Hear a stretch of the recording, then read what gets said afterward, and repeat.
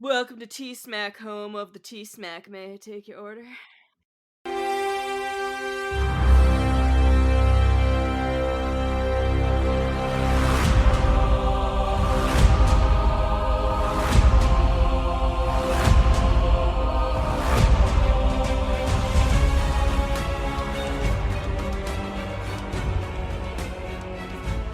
Welcome back, everyone, to another episode of Talking Smack, where we talk superheroes, movies, animation, and comics.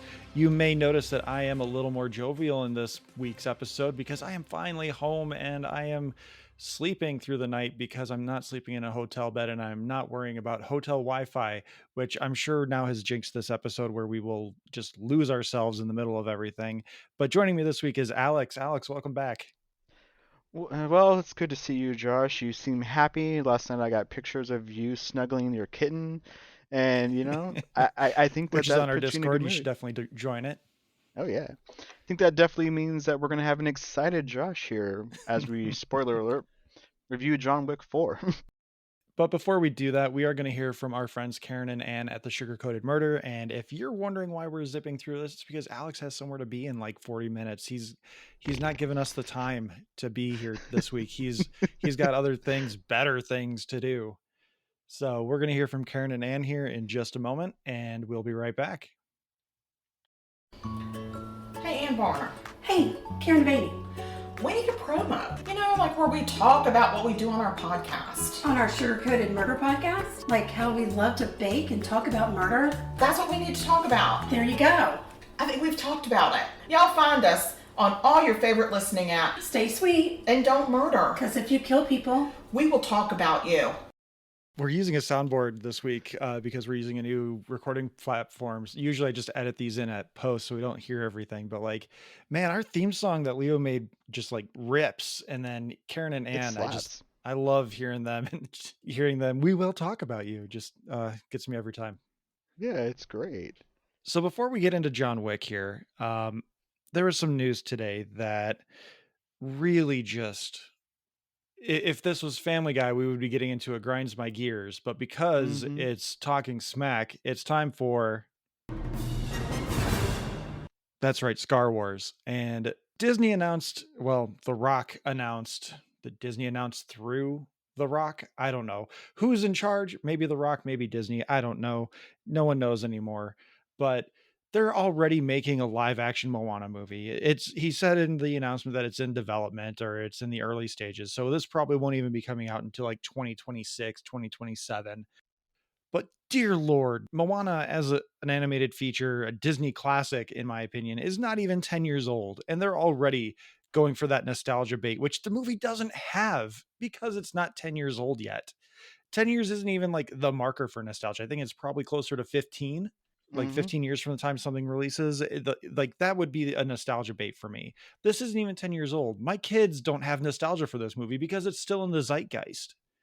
And yet they're already making a live action remake of this because they're just completely out of ideas. And The Rock needs a new franchise to destroy or a new company to destroy. I don't know which one, but he's been kicked out of the Fast and the Furious. He's been kicked out of DC.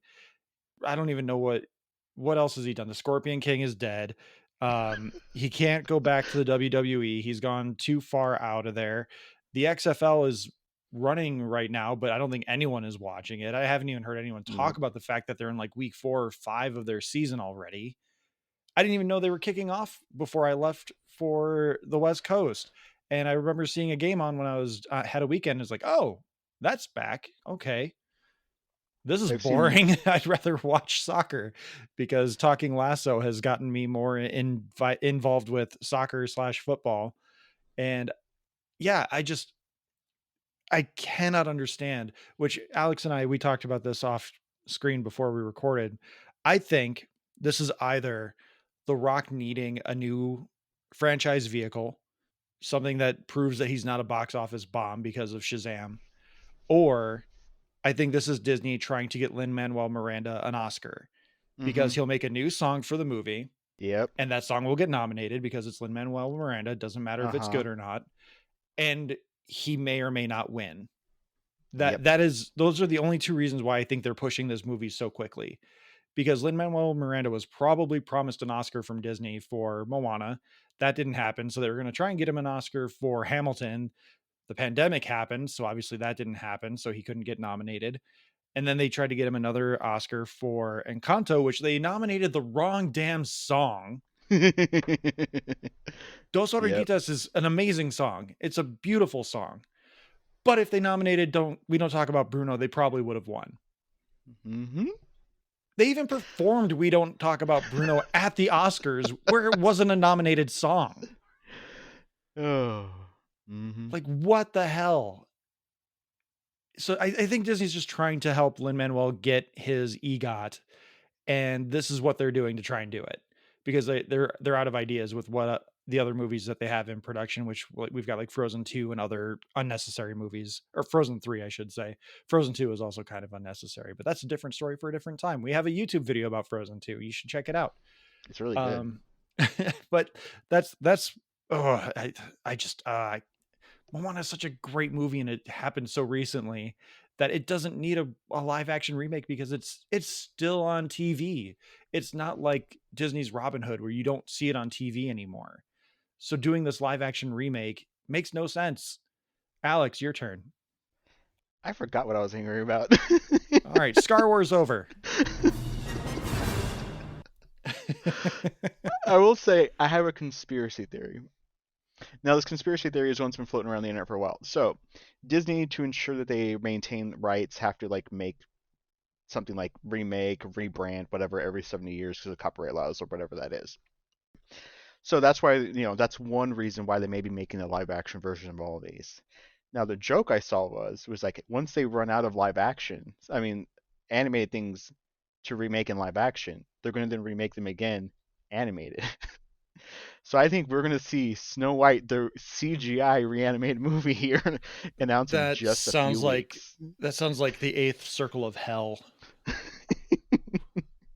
We made live action movies that are no longer problematic, and they also are inclusive, which is good. Yes. But there is still something to be said about the historical nature of film.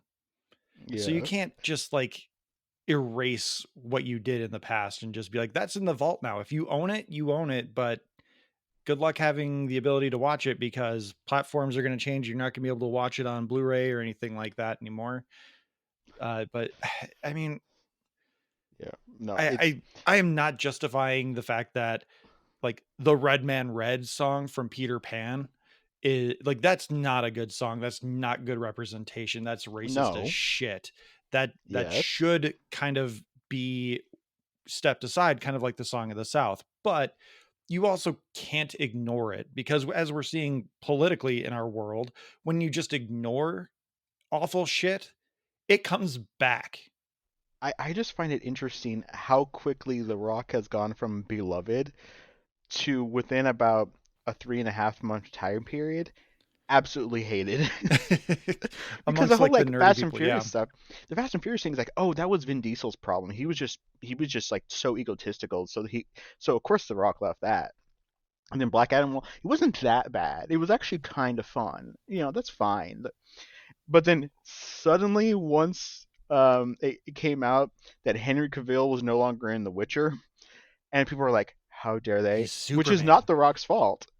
No, but he was coming Yeah. back to be Superman. Yeah, but he was coming back to be Superman. He had like a 3-movie deal, and then the changeover, he's fired, and people are like, "What's going on here?" And then all this stuff about him, The Rock trying to position, and Henry Cavill was part of that, and now Shazam and sabotaging all that, and now everyone's like, "Down with The Rock! How dare you remake a movie that's only 6 years old?" It's like, yes, how dare you? Yeah, and no, like, oh Yeah. god, I love Moana. Like, I came out of that movie Mhm. just like my jaw was dropped, and my oldest was only about a year old at that time, Mhm. and I remember sitting down on the couch when it released on digital. And I bought it. I bought the movie 3 times if you count the theater, digital, and then physical copy. I bought the movie 3 times because I loved Yeah. it that much. And we have the CD that we play in the car every now and then.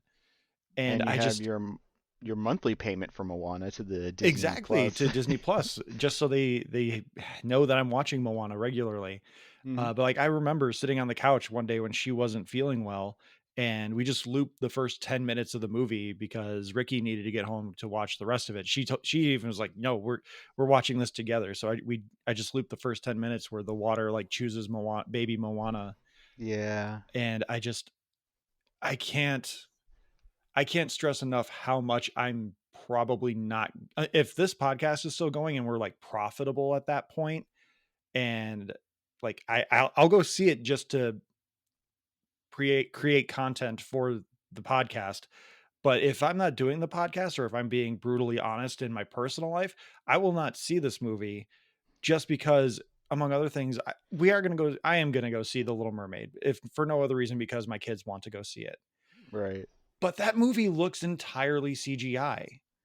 Every shot of that trailer looks computer generated. And we're not even talking about John Wick yet. And what the hell is happening? You only have like 20 minutes left. Okay. I will put the capper on this. The final word or final thing we should say about the live action Moana movie is it was in the 2 minute and 6 second announcement. When The Rock said, "Who's Maui?" they said, "Not you, Dad." His own children do not want this movie be made. And then he bribes them with ice cream, which, okay, Rock, Dwayne, I'm looking at you through the camera that you can't see. If you give me a Mickey bar, I will go see this movie. I will take ice cream. I will take a Mickey ice cream bar. I will go see this movie if you buy me ice cream. If you buy everyone ice cream, I will go see this Mhm. movie. And maybe Exactly. I'll give it a good review just because you bought me ice cream 5 years prior to the movie being made or I give released. a good, if I'm getting free ice cream, I'll give it a good review. You hear that, Disney? We'll give good reviews. You don't even have to fly us out to LA for these premieres. Just, let us see the movies in advance and review them, and we'll give them the talking smack must see with a little caveat. Exactly. I mean, all we need is that free Mickey bar worth purchase of this movie. Oh man, I don't know how we get them out here, but Hmm. even going from California, even going into like Nebraska, I drive a truck for my job when I'm touring. And at these truck stops, even into Nebraska, these truck stops have Mickey bars. Hmm. And I'm like, why don't we get Mickey bars? I'll pay $3 for a Mickey bar that costs $7 at Disney World. I know I could also just buy like a 3-pack of delicious Dove, not a sponsor, but could be Dove chocolate ice cream bars at the store for like $5, and I get 3 ice cream bars. But there's But it's something not about a shaped. Mickey bar. My Disney, not a sponsor, but very well could be. as long as they don't make a live action Moana. That's the caveat. Disney will take your $100 a month to be our sponsor, but you better not make a $30 million movie. Oh, let's be fair. It's not gonna be 30. It's gonna be $170 million. It'll make, yeah, opening weekend. Yeah. All right, Star Wars officially over. So we are here to talk about John Wick, Chapter 4. We are ditching subtitles again. Yep. And I really don't think there's a whole lot we can talk about this. If you've seen a John Wick movie, you've pretty much seen this movie. Um, I think we will dive into spoilers here just so we can talk about something. But like Alex loves these movies because of, as he has talked about with his partner, they love world building, Mm. and these movies do a really interesting job of it. They do a great job of it, but I think some of the things in the universe don't make sense. But we'll Yeah. talk about that here in a second. But let's talk about the movie, our impressions, rating, and then we'll go into spoilers / world building discussion and conclusion. Um, I think this is probably the third best John Wick movie. I think number 3 is a little lower on the scale for me right now. I haven't watched them recently, but I feel like the third one was promised to be the end of the John Wick story, and then I didn't hear that they were making a John Wick 4, or that like it wasn't verified, and then I felt like the rug was pulled out from under me when they gave that open-ended conclusion to that movie and teasing a fourth one. So I don't have a fondness for that one just because I felt like I was a little bit cheated out of a full story. Whereas this one, there is a conclusion that is a bit open ended, but maybe not entirely. But I liked a lot more of this, like the visuals, like every shot when John Wick is on screen, every shot of this movie is just like a picture. It's beautiful, and I feel like that was also kind of missing from John Wick 3, or maybe it's just because this is the first John Wick I saw in theaters since. Well, no, no, I saw all of these in theater except for the first one. The pandemic is playing weird games with me. But the one thing that's not really spoiler related in this movie that really bothered me is that I'm pretty sure in the John Wick universe that these assassins are actually ghosts. No one reacts to these people. There's a scene in a dance club again where John is fighting a like 500 pound man and like stabbing him in the foot and the gut with an axe. There's like a long panning shot where they're following the fight. And I remember clocking someone in the background that looks to the right, sees the fight happening, John stabbing this guy with the backside of an axe, and then just going back to dancing. Like, this is normal. This happens every night in this club. Like, then why do you go to this club? So I will say that, I mean, this is a little bit of world building, but I didn't see the first one in theaters. I saw the second, third, and fourth, fourth one in theaters. And what I found so interesting about the world building is that in the first one, it's like all this stuff happens, and a cop shows up, and he's like, "Everything good here, John?" He's like, "Yeah." He's like, "You back to working?" And he's like, "Not really," or something like that. And the cop leaves. So there's some kind of network where the police are aware of this. But then I also there's an article, and they basically did a count up of how many people John has killed in all four movies, and it's somewhere around 470 something. Which, if you go that by like, clocks. yeah, if you go like per That's- minute, it's like the one with the most kills I think is the third movie with like every 57 seconds there's someone dies, but then that's just the average because there are people talk occasionally in these movies. But I would give credence to your idea that they may be ghosts because there is that nightclub, but then there's also just, and I think it's the second movie where he's at some kind of like train station terminal and he kills the guy with a pencil, and these people are just kind of like, huh, and they're shooting guns at each other from like one up, one's on the floor above, one's on the floor down, and nobody really I reacts. think that's the third one. That's him and Mos Def. Oh no, that is the second one because he kills his mistress, his lady, or whatever. Not his mistress, Yes. like his boss that he's loyal to. So there is this weird hyper stylized version of the world. I'm sorry, I think it's Common. Is it? It's not Mos Def. It's Common. Yeah, it would be common. Yeah, sorry, I don't know my Uh, hip hop people. so there is that, which is it has to be an intentional choice at this point. That the world is aware of something like this happening, they just don't care. Or at least the people that frequent the areas where these things happen. But Right. there is a sequence in Paris in that big famous roundabout that they have Mm-hmm. where John and a whole slew of people are shooting each other and traffic just keeps going Mm-hmm. and it doesn't stop. You would think the minute a gun is fired that people would be turning off, accidents would be happening, and they show some collateral damage. There are some car crashes, but they're still going. That's of like a 5 minute sequence just in that roundabout. And like maybe suspension of disbelief, it was actually more like 90 seconds in the quote unquote real world of the movie. But it's not until like the very end of the sequence where like they show traffic has stopped. But it's so much more time has passed that there should not be that little traffic backed up in there, and they should not have been able to make like 3 or 4 turns around this roundabout. Right, and that's also something I've loved about the world building is that this Assassin's Network seems to be analog. They have, the boards with the contracts are written on are written on blackboards. They like do printouts of stuff. At one point, during the fourth movie, they're broadcasting on radio what is going on. Of course, it's coded because where John's on the run and to tell the assassins where to go. And that is all things I just find so fascinating. but at the same time, it's like this can't be the real world, you know. There's no like slightly to the left, you know. It's really through a looking glass of like, what is this world, and how do they operate with so many funds? Um, there's something else I want to bring up, but we'll get to spoilers. I think the first one is probably my favorite.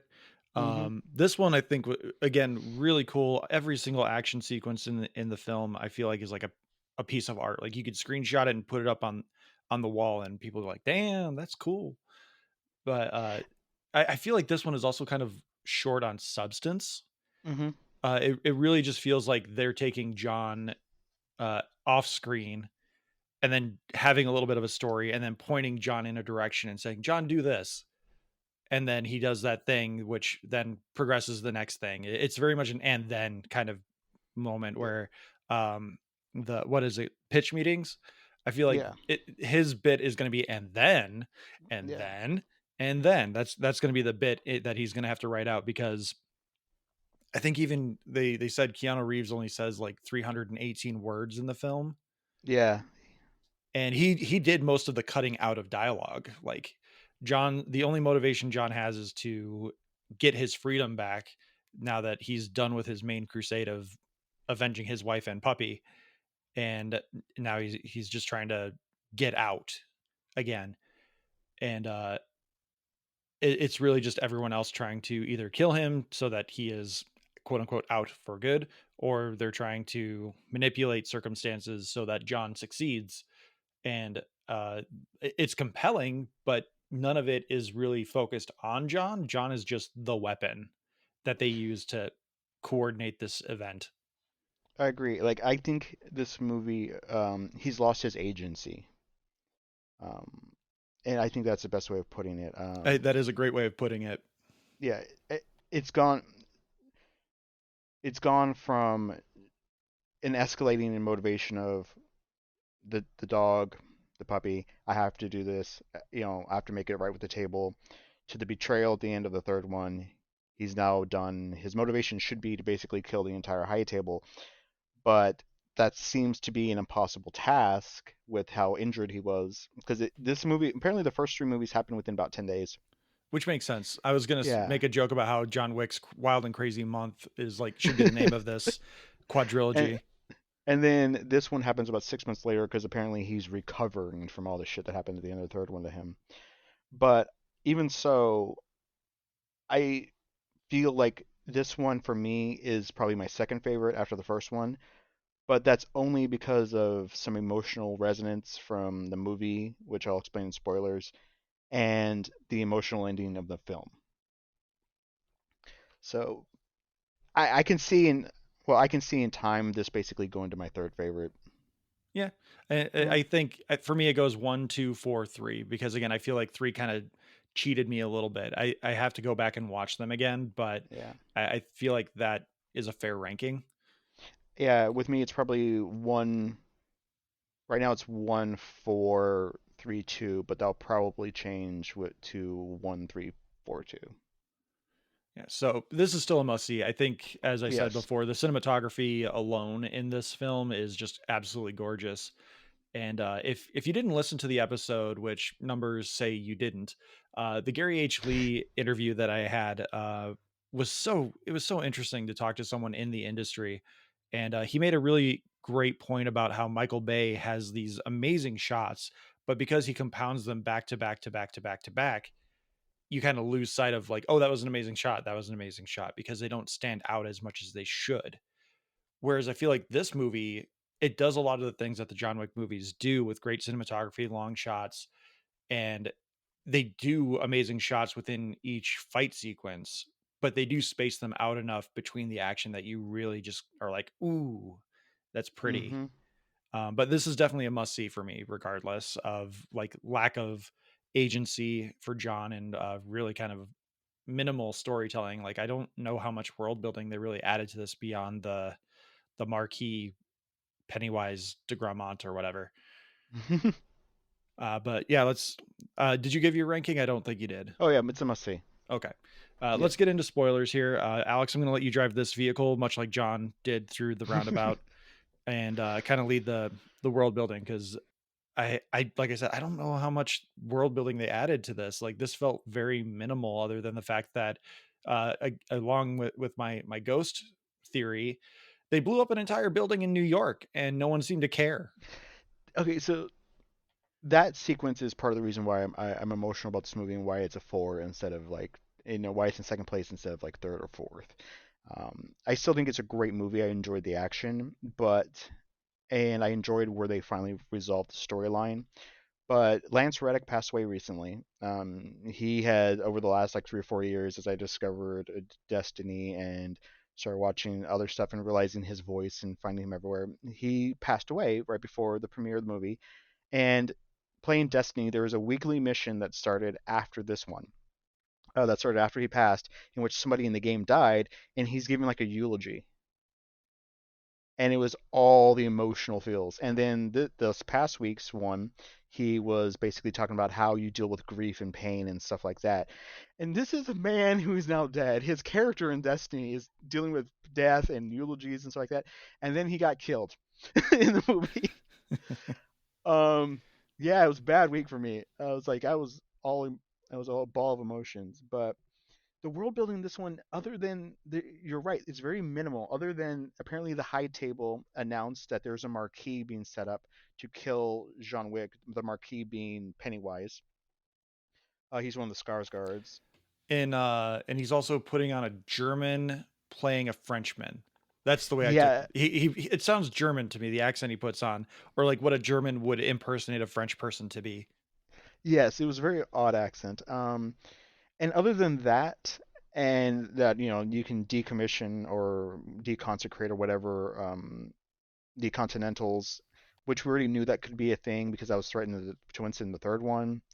Um, they blew up the Continental, but I thought when it blew up that it like the entire building came down, but then they showed it later. It's just they blew out the interior, and Yeah, it no was more one like an really seems. implosion. Yeah, but it's still standing. Yeah, But no a one seems to controlled care. implosion. Um, the only really thing that I think that they added in terms of lore is that there is a class of people known as the Trackers, which they're not the Assassins Guild, but they're like bounty hunters who are made aware of the contracts and can negotiate to get them. Yeah, and they can even Um, negotiate the rate of the bounty as well, which yeah, and they have a 401k program because he said that he said like 30 million up front, 30 million in my 401k, and I was like, they have 401ks? I mean, Like they're I dead. thought, It's fine. They can do whatever the hell they want. but yeah, but there's really no. The only bit of world building that they really did is that tracker portion, and that the high table has some additional rules, in which if you're a member of the table's founding families, your family can petition a duel, which becomes important for the end of this film. And when they say That family, John, they mean like your Assassin's Guild family, yeah, not like John Wick needs to go find his dad, which I assumed that's what they were talking about in the trailer, but which maybe that's a little bit of a mislead, because like uh, your family sits at the high table, and it's like yeah. John's dad is still in this. John has a dad. Um, Yeah, well, he had been adopted by by the Russian family. That was a point that Angelica Houston was the head of in the third one. That apparently now Nymphadora Tonks is the head of. that's who that was. I knew she looked familiar.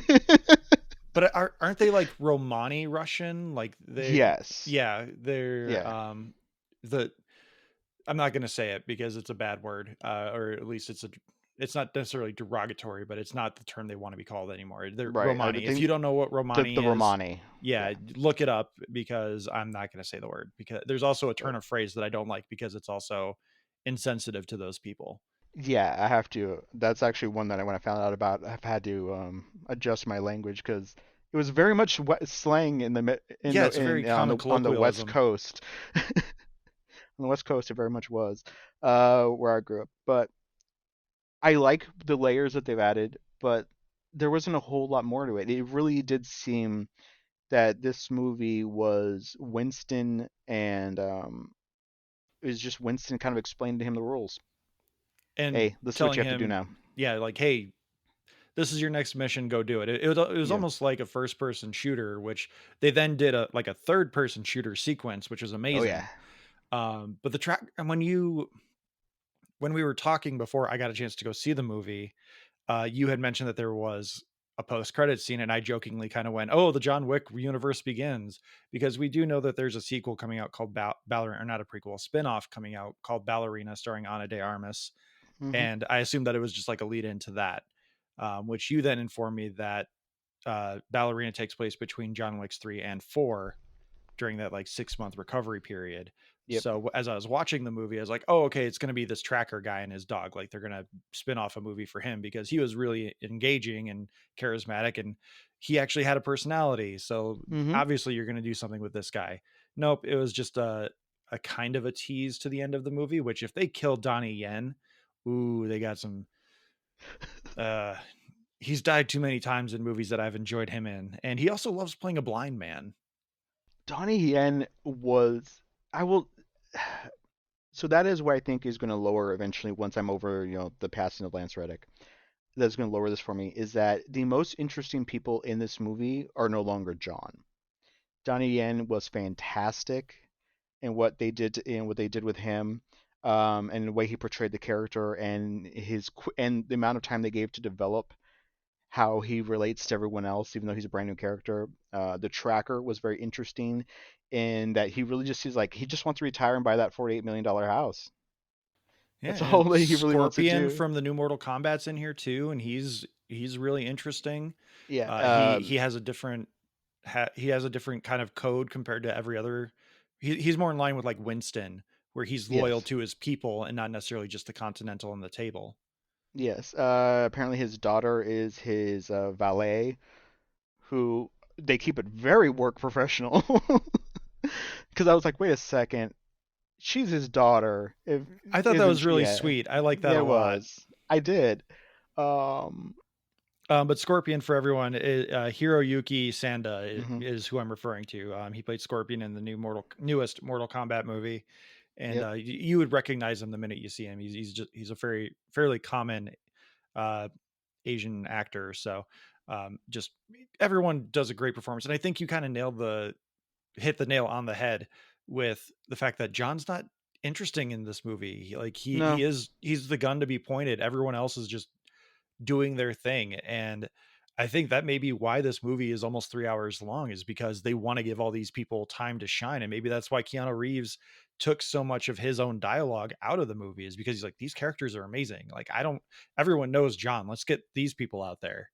And that's just me Yeah. speculating like that. I don't know if that happened for sure, but that could be a very plausible reason why Keanu Reeves like limited his role. Yeah. They cut down. Originally, they were supposed to film 4 and 5 back to back, but the pandemic happened, and then he had to go and film. Apparently, they made a fourth Matrix movie. I didn't hear anything about that, but You're they gonna make put me get them. a soundbite again, aren't you? Yes, you have a soundboard now, That's but true. I can. Oh man, Alex's comeuppance. That's what I'll title it. but this is basically a 3 hour movie, and I think what they turned to pivot is that Keanu is 58. I think he's gonna be 59 this year, and I think they realize that they can't do these movies forever, just as how brutal they are. And even though he's in fantastic shape, he does most of his own stunts, all this crap. But I think they realized that if they're making 4 and 5, it was to flesh out these other people and end John's story. And then they realized, hey, if we just put a lot of fucking cool action together, we can just end John's story, which is basically what we got. There's, like as you've said, there's John is kind of pointed in directions. He comes back for Winston His gives next him his assignment, his next quest. mission. Yeah, his next, and then we get the ending. And I will say though, that last like 10 minutes of the ending where they end the franchise Yeah. is damn good. Mm-hmm. I did not expect the you should watch the movie. I don't want to spoil it, but the brief subversion at the end, I did not expect that. With Pennywise being an asshole and getting his comeuppance. Yeah. Yeah. I will say probably. I know I ragged on the roundabout sequence, which was damn cool and Oh awesome. yeah. That I think the club fight is probably my favorite sequence as far as the action beats go in this movie. Mm-hmm. Um, but I was starting to feel the length of the movie in Yes. the run up to the steps, Yep. because John falls down those steps twice when they're like, And you've there's got like 6 minutes to go. You yeah, got to and then you go have up 300 3 minutes. Yeah. and you got Yeah. 328 steps to go. Yeah. And like I can't, John Wick, Keanu Reeves is in amazing shape, but he's fighting like 35 people Each to get up time. each time to get up those steps. Like he kills 100 people just in that sequence. So Yeah. what the movie is trying to tell us is that in 6 minutes he killed 99 people, 115 Yeah. people. Like, come on. I know I we're suspending disbelief here, but you got to give me something to yeah. hold on to reality in this moment. Yeah, I will say my suspension of disbelief was heavily charged when Winston and the Bowery King take him by boat, basically as far as we can go, and he says like, "How close can you get me?" And they're like, "Well, you're here." And I'm like, "Oh, okay, cool." But then it turns out that he has to like go past several streets, the Arc de Triomphe, where where that sequence happens. You have that amazing he makes a shortcut through a house, which is we get the top down video game scene, which was badass, Yes. where they introduce flaming guns, Incendiary shotgun. rounds. Yes. Yeah. And then he gets to this other portion, then the steps, and it's just like I was like, you couldn't have gotten a little closer? Maybe like a block from it. Just get him to the fucking steps. If he's at the steps, that 15 minutes of fighting is all we needed. I mean, the other shit was cool. I mean, couldn't Winston just like Obi-Wan Kenobi him into a trench coat and just like Winston was there waiting?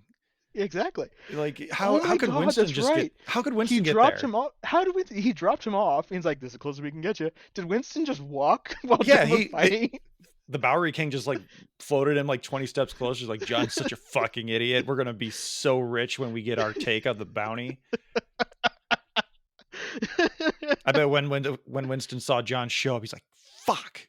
He's like, "God damn it. There goes my bet. I was stacking We the had deck. 50 million on him. We've been working with the tracker this whole time." That's what the 401k was. It was a joint account for sharing it together.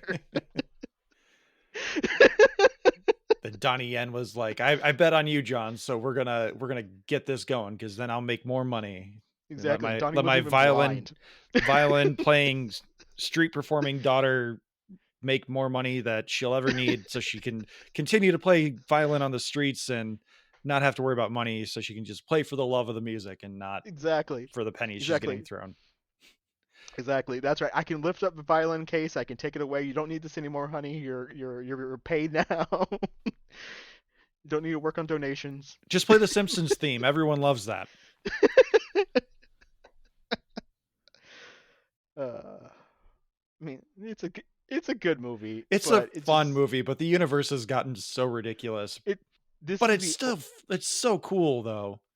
I still, when they go to a Continental and you see him and his daughter, and you see how the Japanese Continental is different than the New York. You're talking about Scorpion right now, yes? Yes. Okay. You see the difference between those two Continentals, how they're run, the loyalty of the people, and stuff like that. That's all cool world building.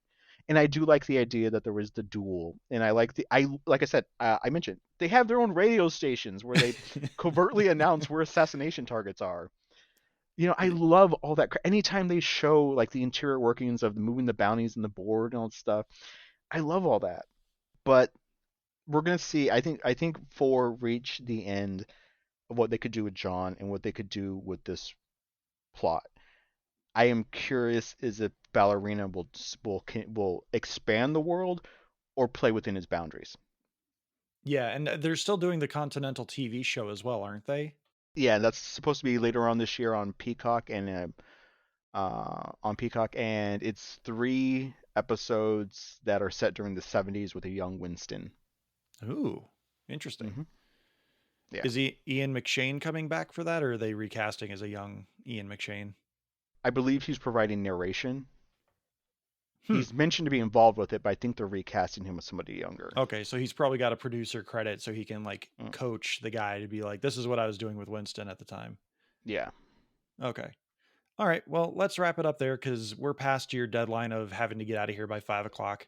And by the way, Yep, everyone, sorry. this is 5 a.m. Alex woke me up. Mhm. I just got back from driving the truck, and he's making me record already. Damn right I am. But we're gonna start getting out of here because, unlike John Wick, the plot is very basic, but it's a very long movie. And we're going to make this short and sweet because I think we actually only talked about the movie for maybe 20 minutes. We had our big Star Wars rant for about 10 to 15 of this. So if you stuck through all that, thank you for still being here. You can follow me on Twitter at Josh_Scar, and you can follow the podcast at Talking Smack Pod. Alex, please let everyone know about our Discord. You can join our Discord and see pictures of Josh's cats at talkingsmackpod@gmail.com. No, wait, it's a tsmackpod@gmail. That is our Discord. You can also email us at tsmackpod@gmail.com. Let us know your thoughts on John Wick or any of our previous episodes. Suggest things to us. One thing that I know Matt has just recently suggested in our Discord is that we start doing like classic comic reviews, which I think is something I'd really like to do for quote unquote filler episodes when we don't have more timely things like John Wick, and doing an advanced review of Dungeons and Dragons. So that's something that I think we're going to branch into because we do need to talk more comics. We do. Thank you to Leo Allen for our musical themes. Thank you to Beppo for all of our original avatars. Thank you to Retro Ale Studios for our Ricky avatar. Please like, subscribe, rate, review, and you don't even have to review on platform if you don't want to. We got this review from Stevie Mac IC on Twitter. He said, just learned about this pod, heard the host on I Have Some Notes, started with this episode, which is our She-Hulk episode, and we'll be back for more. So thank you, Stevie Mac IC. Awesome. Thank you, Stevie Mac. And that is kind of it. So everyone, thank you so much for listening. And Alex, who's doing our theme music for us? I don't know. Somebody. Well, with that, thanks everyone for The Blind Assassin's Violin Playing Daughter. There you go. Great. Take care, everyone. Bye. Watch Star Trek. Play D&D. Don't go see the movie. What? We gave it a good review last week. I know, it was good. But now we're going to go see Super Mario Brothers, so that's more important. That's fair. What's great about this is I can just edit all this out and leave the music.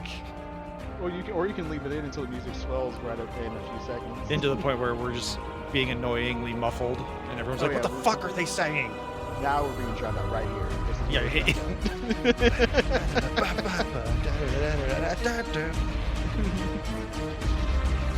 It does slap, I'm telling you. It's a great theme, man. Yeah. I don't know that it necessarily fits what we do, but it's so good. It's like the last 30 seasons of Game of Thrones. The music was fire, the content was bad.